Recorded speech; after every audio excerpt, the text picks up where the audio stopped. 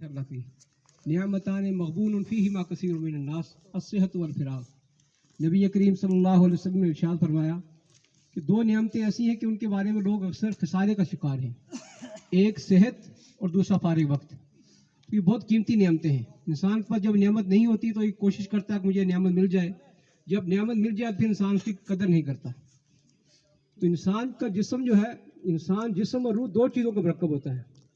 एक आपका जिस्म है जिसके लिए आपका सेहतमंद होना बहुत ज़रूरी है, और माशाल्लाह आप सब सेहतमंद हैं, और न सिर्फ सेहतमंद हैं, सेहतमंद के साथ साथ आप चाको चौबंद भी हैं, चुस्त भी हैं।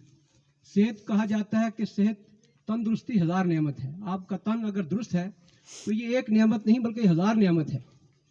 और इंग्लिश में कहते हैं हेल्थ इज़ वेल्थ, कि जो सेहत होती है यही दौलत होती है। तो अल्लाह ने आपको बहुत बड़ी दौलत दे रखी है, इसके साथ साथ आप चाको चौबंद भी हैं। ये खेल ये जिस्म की तंदुरुस्ती के लिए बहुत ज़रूरी है। मगर इंसान जो है ये जिस्म और रूह दो चीज़ों का मरकब है। सिर्फ जिस्म का नाम इंसान नहीं होता, वगरना इंसान होता है जब उसमें रूह निकल जाती है उसको इंसान नहीं कहते, उसको जनाजा कहते हैं, उसको लाश कहते हैं, उसको मैयत कहते हैं, उसको मुर्दा कहते हैं। तो मालूम हुआ कि जिस्म के साथ साथ रूह होती है फिर इंसान मुकम्मल होता है। तो जैसे इंसान को जिस्म की सेहत की ज़रूरत होती है, ऐसे इंसान की रूह की भी सेहत की ज़रूरत होती है। जैसे आपका सेहतमंद जिस्म होगा तो ऐसे ही अगर आपकी सेहत में रूह होगी तो फिर आप अच्छे इंसान होंगे। तो इंसान की रूह को सेहतमंद बनाने के लिए अल्लाह रब्बुल इज़्ज़त ने फरमाया कि अला बिज़िक्रिल्लाहि तत्मइन्नुल क़ुलूब, कि बेशक अल्लाह के ज़िक्र से ही दिलों को सुकून पहुँचता है। तो अल्लाह का ज़िक्र, ये नमाज और दीन के ऊपर अमल पैरा होना, ये आपकी रूह की ग़िज़ा है। तो जैसे आपको जिस्म की अच्छा सेहतमंद होना ज़रूरी है, ऐसा रूह भी अच्छी होनी चाहिए।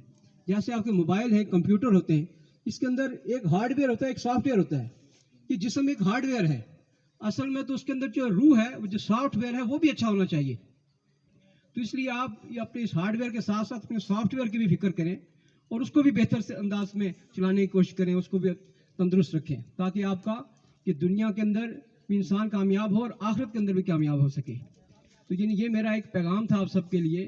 तो खेल बहुत अच्छी चीज़ है, मगर हर चीज़ की जो ज़्यादती होती है वो नुकसानदेह होती है। खाना इंसान के लिए ज़रूरी है, मगर ओवर ईटिंग से इंसान बीमार हो जाता है। सोना इंसान की ज़रूरत है, ओवर स्लीपिंग से इंसान बीमार हो जाता है। मोबाइल है आपके पास, की चार्जिंग इसकी ज़रूरत है, मगर ओवर चार्जिंग करेंगे तो बैटरी फूल जाती है। इसी तरीके से खेल इंसान की ज़रूरत है, मगर ये जो ओवर प्लेइंग है ना, बहुत ज़्यादा हमेशा खेलना, सुबह से शाम तक खेलना, रात को भी सोचते रहना, टीवी के ऊपर भी खेल देखना, मोबाइल के ऊपर गेम देखना, ये ज़्यादा बार बार गेमें देखकर, खेले देखकर तो इंसान आदी और नशा हो जाता है इसका। तो इसको नशे की हद तक ना लेकर जाएं, खेल को खेल रहने दें।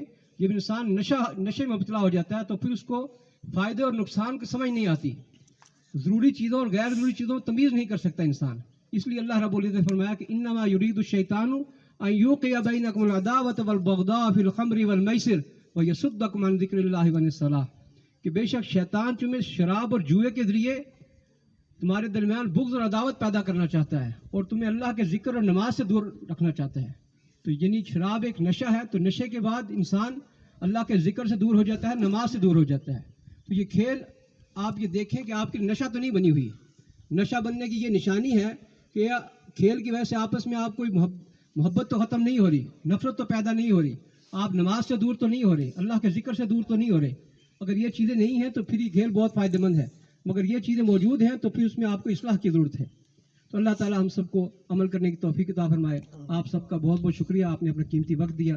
अल्लाह हम सब की दुनिया और आखिरत के अंदर कामयाबी अता फरमाए। वक़ूलु क़ौली हाज़ा व अस्तग़फिरुल्लाह ली व लकुम।